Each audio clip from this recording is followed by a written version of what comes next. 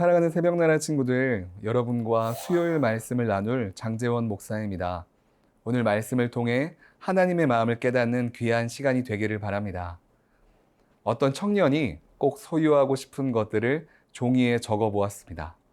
건강, 지식, 명예, 사랑, 권력, 돈, 이런 것들을 기록한 후 그가 존경하는 어른에게 찾아가 보여드렸습니다. 그 노인이 말했습니다. 여보게, 자네가 여기 적어온 것들은 매우 훌륭하네. 그러나 자네는 가장 중요한 것을 빠뜨렸네. 청년은 물었습니다. 선생님, 제가 무엇을 빠뜨렸습니까? 노인은 연필로 청년이 써온 목록들을 푹 그어버렸습니다. 그리고 그 밑에 마음의 평안이라고 써서 주었습니다. 이 청년은 이 일 후에 마음의 평안이라는 유명한 책을 써냅니다. 그의 이름은 여호수아 지프맨이었습니다. 아무리 세상의 것들을 쫓아간들 진정한 평안을 얻을 수 없습니다. 이것은 세상을 창조하신 하나님께서 가장 잘 알고 계십니다. 오늘 말씀의 제목은 평안할 리가 있나입니다. 오늘의 말씀은 열왕기하 9장 14절에서 26절입니다. 그리하여 님시의 손자이며 여호사밧의 아들 예후는 요람을 반역하는 음모를 꾸몄습니다. 그때 요람과 온 이스라엘은 아람 왕 하사엘과 맞서 싸워서 길랏 라못을 지키고 있었습니다. 그러나 요람 왕은 아람 왕 하사엘과 싸우다가 아람 사람에게 부상당한 것을 치료하기 위해 이스라엘로 돌아온 상태였습니다. 예후가 말했습니다. 너희가 내 뜻을 좋게 여긴다면 아무도 성 밖으로 나가 이스라엘에 이 소식을 전하러 가지 못하게 하라. 그러고 나서 그가 전차를 타고 이스라엘로 달려갔습니다. 요람이 그곳에 누워 있었고 유다 왕 아하시야가 그를 만나러 내려와 있었습니다. 이스라엘 망대를 지키는 파수병이 서 있다가 예후의 군대가 다가오는 것을 보고 외쳤습니다. 군대가 보입니다. 요람이 명령했습니다. 한 사람을 말에 태워 보내라. 그들을 만나 평안의 소식이냐 하고 묻게 하여라. 한 사람이 말을 타고 나가서 예후를 만나 물었습니다.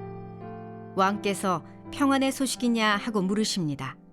예후가 대답했습니다. 내가 평안과 무슨 상관이 있느냐? 뒤로 가 나를 따라라. 파수병이 보고했습니다. 보낸 사람이 그들에게 가서 돌아오지 않습니다. 그리하여 왕은 다른 사람을 말에 태워 보냈습니다. 왕이 보낸 사람이 그들에게 가서 말했습니다. 왕께서 평안의 소식이냐 하고 물으십니다. 예후가 대답했습니다. 내가 평안과 무슨 상관이 있느냐? 뒤로 가 나를 따라라. 파수병이 보고했습니다. 보낸 사람이 그들에게 가서 이번에도 돌아오지 않습니다.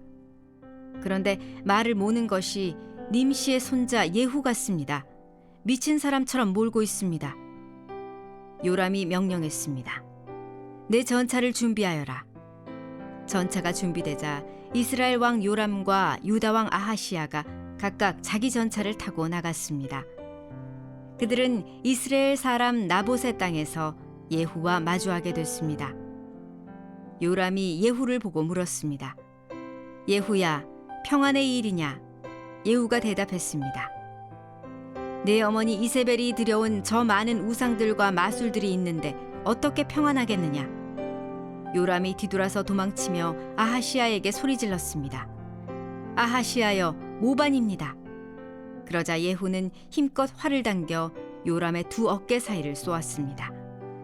화살은 요람의 가슴을 뚫었고 요람은 전차 안에서 나뒹굴었습니다. 예후가 자기의 전차 사령관인 빗갈에게 말했습니다. 요람의 시체를 들어 이스라엘 사람 나봇의 밭에 던져라. 너와 내가 함께 전차를 타고 요람의 아버지 아합의 뒤를 따라다닐 때 여호와께서 그에 대해 예언하신 것을 기억하여라. 나 여호와가 말한다. 어제 내가 나봇의 피와 그의 아들들의 피를 보았다. 나 여호와가 말한다. 내가 이 땅에서 내게 갚아줄 것이다. 그러니 이제 여호와의 말씀대로 요람의 시체를 들어 그 땅에 던져라. 하나님의 인도하심을 따라 기름 부음 받은 예후가 이제 죄악 가운데 있는 요람 왕을 향해 반역을 행합니다. 온 나라 가운데 가득 찼던 우상 숭배와 죄악에 맞서서 하나님의 정의와 심판의 역사가 시작된 것입니다. 15절 말씀입니다. 그러나 요람 왕은 아람 왕 하사엘과 싸우다가 아람 사람에게 부상당한 것을 치료하기 위해 이스라엘로 돌아온 상태였습니다. 예후가 말했습니다. 너희가 내 뜻을 좋게 여긴다면 아무도 성 밖으로 나가 이스라엘에 이 소식을 전하러 가지 못하게 하라. 요람 왕은 아람과의 전쟁에서 부상을 당해 지금 이스라엘이라는 곳에 와 있습니다. 예후는 자신이 기름 부음 받았다는 사실을 비밀로 한 채 군대와 함께 전차를 타고 요람 왕이 있는 이스라엘로 달려갑니다. 예후가 있었던 길르앗 라못과 이스라엘은 약 70km라고 합니다. 먼 거리였지만 하나님의 심판을 행하기 위하여서 예후는 거침없이 달려갔습니다. 우리가 잊지 말아야 할 것이 있습니다. 하나님의 심판이 우리를 향해 달려오고 있다는 사실 말입니다. 최후 그날 우리 모두는 그 심판대 앞에 서게 될 것입니다. 그 날을 두려워함으로 우리는 주님의 이름을 더욱 선포해야 합니다. 그러나 요람 왕은 그것을 깨닫지 못했습니다. 죄악과 우상이 가득한 이 나라를 향해 그리고 요람 왕을 향한 하나님의 심판이 지금 코앞에 다가왔습니다. 왕은 예후의 군대가 다가온 것을 보고 한 사람을 먼저 보냅니다. 18절입니다. 한 사람이 말을 타고 나가서 예후를 만나 물었습니다. 왕께서 평안의 소식이냐 하고 물으십니다. 예후가 대답했습니다. 내가 평안과 무슨 상관이 있느냐? 뒤로 가 나를 따라라. 파수병이 보고했습니다. 보낸 사람이 그들에게 가서 돌아오지 않습니다. 한 사람은 전쟁을 하다가 돌아온 군대인 줄 알고 아람과의 전쟁에서 이기는 평안의 소식을 묻고 있습니다. 그러나 예후는 전쟁에 관한 그 평안의 소식이 중요하지 않았습니다. 그에게 다시 돌아가지 말고 자신을 따르라고 선포합니다. 이후 요람 왕이 보낸 다른 사람도 똑같이 평안의 소식을 물었지만 예후는 동일하게 대응합니다. 왜 너희는 나에게서 평안의 소식을 묻고 있느냐? 나는 너희가 원하는 평안과는 상관이 없다. 하나님의 사람은 세상이 주는 승리, 그 쾌락과 즐거움으로 살아가지 않습니다. 오직 하나님께서 주실 수 있는 평안, 하나님을 향한 경배와 찬양으로 살아갑니다. 사랑하는 새벽나라 친구들, 심판의 하나님 앞에 겸손하고 낮은 마음으로 살아갑시다. 예수 그리스도 안에서 심판의 두려움이 아닌 구원의 기쁨으로 살아가는 세나 친구들 되기를 바랍니다.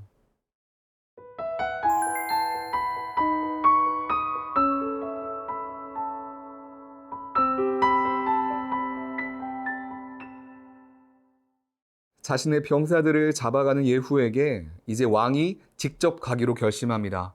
결국 요람 왕과 예후는 이스라엘 사람 나봇의 땅에서 마주하게 됐습니다. 22절 말씀입니다. 요람이 예후를 보고 물었습니다. 예후야, 평안한 일이냐? 예후가 대답했습니다. 내 어머니 이세벨이 들여온 저 많은 우상들과 마술들이 있는데 어떻게 평안하겠느냐? 요람 왕은 그저 전쟁을 궁금해하며 이전 병사들과 동일하게 평안의 일에 대해 묻습니다. 하지만 예후는 이제야 진정으로 하고 싶었던 말을 전합니다. 하나님의 심판에 대한 선포입니다. 내 어머니 이세벨이 들어온 이후로 이 나라의 우상들과 죄악들이 이렇게 판을 치는데 내가 어떻게 평안하겠느냐? 전쟁에서 이기든 지든 그것으로는 진정한 평안을 얻을 수가 없습니다. 죄악과 우상 숭배가 팽배한 이 땅 가운데에서 이미 참된 평안은 존재하지 않았습니다. 악한 아합 왕과 이세벨을 통하여서 이 땅은 이미 더럽고 혼탁해진 상태였습니다. 하나님의 심판이 임합니다. 예후는 도망가는 요람 왕을 향해 힘껏 활을 당겨 그의 가슴을 뚫었습니다. 그리고 예후는 말합니다.